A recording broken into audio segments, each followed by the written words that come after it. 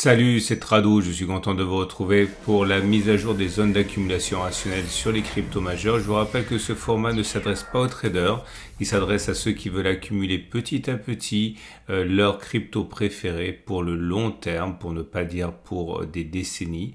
Et on va commencer pour Bitcoin. Alors Bitcoin, comme les autres cryptos majeurs, a atteint l'objectif qu'on lui avait assigné. Le rebond a été extrêmement violent une fois que l'on a eu touché le bas de ce biseau ascendant. Vous souvenez-vous, on avait vu tout le monde a vu ce biseau ascendant, tout le monde a vu sa cassure, et ceux qui maîtrisent l'analyse technique savent que généralement on va chercher les différents points auxquels on a accroché la partie basse du biseau. Le premier objectif a été touché, le deuxième objectif a été touché et le troisième objectif a été touché la semaine dernière, et à partir de là, une réaction épidermique est en cours. Alors le rebond sur cette zone est tellement violent qu'on n'est plus en zone d'accumulation rationnelle. On l'a été suffisamment longtemps, pendant des semaines, on ne va pas non plus se plaindre, mais il est vrai que la sortie de cette zone maintenant nous éloigne de la zone des 20 000, 14 000 qui était notre zone d'accumulation rationnelle. Le rebond en cours n'a pas permis d'inverser les tendances. La tendance de fond est toujours baissière et la tendance de long terme est également baissière, puisque nous sommes en dessous de la M200 et de la M50 qui descendent. Je vais d'ailleurs à partir de maintenant enlever le biseau parce que ça n'a plus beaucoup d'intérêt. À noter pour la suite que les bougies Aiki Nashi montrent que la pression haussière se met en place, parce que maintenant vous avez des bougies vertes et surtout des bougies vertes sans mèche basse, ce qui veut dire que nous avons une vraie pression haussière et qu'à partir de là il est plus plausible que l'on continue de monter plutôt que l'on ait fait les plus hauts. Prochaine zone d'accumulation rationnelle, je le répète, un retour sur la zone des 20 000, 14 000 qui est toujours possible, puisque nous sommes à, on va dire, à 4% de cette zone. Peut-être qu'on aura, d'ailleurs on a souvent droit à un petit throwback avant d'éventuellement repartir. Donc soyez à l'affût de cette zone. Je vous rappelle, et je le dirai une fois pour toutes, que ma méthode repose sur l'idée qu'il faut accumuler progressivement, petit à petit, pas en une fois, afin de tirer parti au maximum des attaques baissières qui pourraient lieu pour réduire autant que possible le prix d'acquisition de ces cryptos pour le long terme.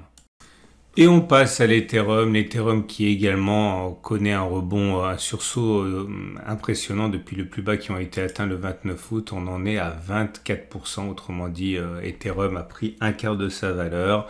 L'approche de merge joue visiblement. Et c'est mieux que pour le Bitcoin en ce sens qu'on a reconquis la tendance de fond qui est haussière avec la M50 qui monte, on est au-dessus, la tendance de long terme est par contre baissière. On évolue en un terrain hostile, la résistance 21,77,18 est la zone qui nous a bloqué maintenant depuis la première tentative, c'était juillet. Donc on avance un petit peu contre le courant, mais pour l'instant, encore une fois, l'essentiel est fait. On a reconquis la M50, on a rebondi parfaitement sur le support des 14 100. Je précise, pour ceux qui ne connaissent pas mon format, si vous regardez le graphe en données mensuelles, vous voyez que cette zone ici était résistance, elle a été cassée, elle a donc changé de polarité, elle est devenue support et c'est pour ça qu'on rebondit actuellement. Enfin non, c'est pas pour ça, mais c'est un des éléments qui fait que les traders sont à la hausse depuis quelques semaines.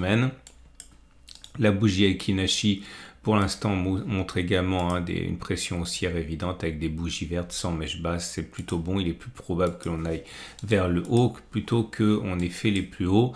Et comme je l'ai dit précédemment, on n'est plus en zone d'accumulation rationnelle. Malheureusement, la zone d'accumulation rationnelle, on a flirté avec, c'était le 28 et le 29 août.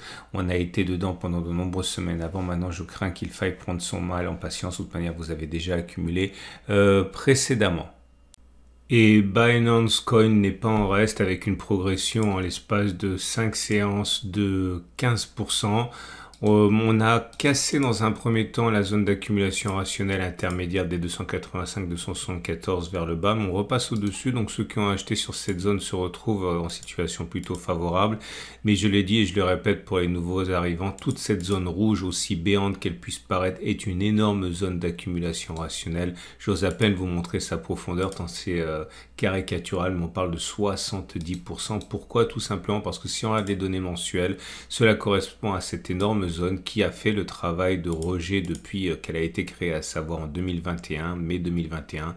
Et on a beau transiter dans cette zone, et bien à chaque fois, elle fait pour l'instant son office. Et c'est pour ça qu'elle est aussi large, mais en même temps totalement crédible.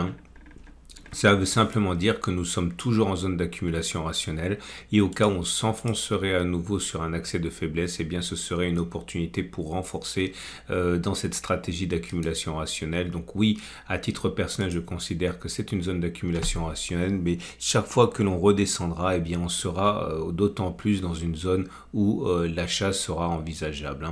La tendance de long terme est baissière, mais par contre la tendance de fond est redevenue haussière. C'est assez important pour être signalé. Les bougies Akinhachi sont favorables pour l'instant puisque vous pouvez constater que les bougies sont vertes et puis surtout elles sont vertes sans mèche basse, ce qui signifie que c'est favorable au haussier.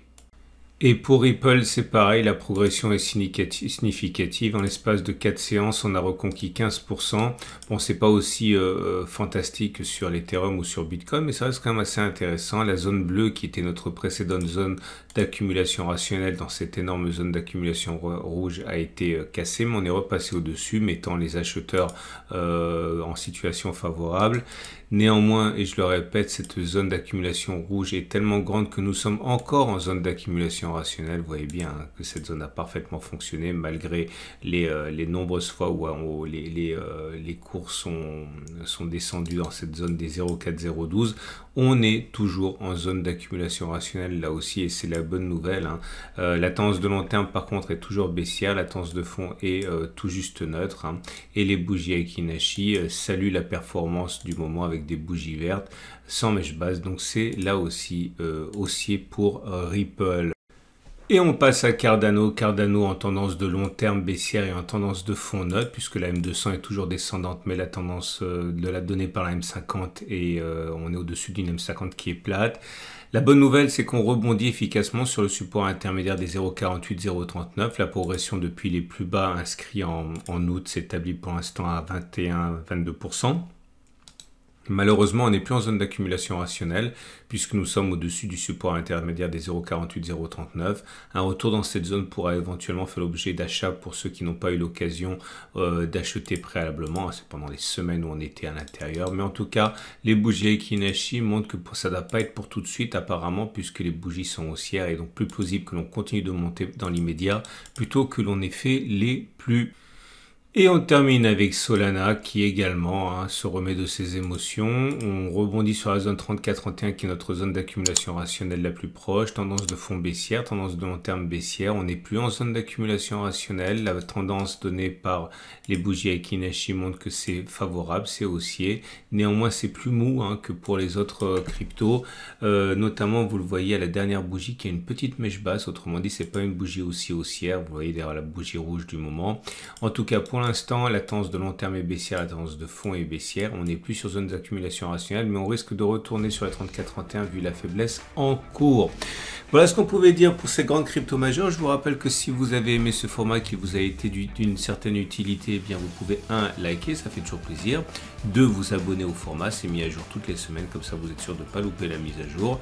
Et enfin, tous les graphes sont issus de la plateforme PRT, c'est gratuit, vous pouvez vous abonner, c'est très simple, vous avez un lien en dessous de la vidéo. Je vous souhaite une excellente journée et je vous dis à la semaine prochaine pour la mise à jour.